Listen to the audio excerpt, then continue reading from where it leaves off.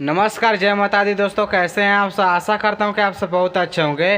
दोस्तों, आज ही सुबह में खेसारी लाल यादव जी का एक बहुत ही शानदार वीडियो सॉन्ग रिलीज हुआ था, जिस गाने का नाम था डबल चोटी, जैसा कि आप लोग जरूर देखे होंगे। जी दोस्तों, वह गाना JP star picture Bhojpuri channel से रिलीज हुआ था आज ही सुबह में 5:45 पे, जिसका आप लोग फोटो अपने मोबाइल की स्क्रीन पर कई सारे देख सकते हैं।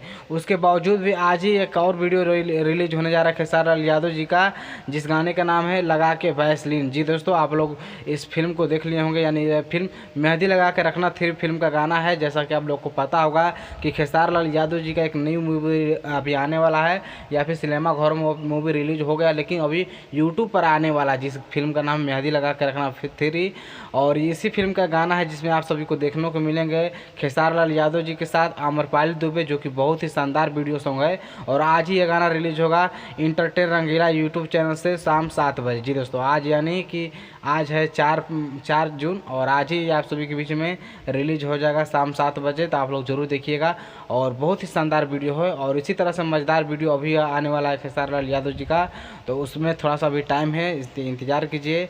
लेकिन आप सभी को सुबह वाला खेसारी लाल यादव जी का गाना कैसा लगा, कमेंट करके मुझे ज़रूर बताइएगा, क्योंकि मैंने आप सभी का कमेंट का जरूर रिप्लाई देने की कोशिश करता हूँ।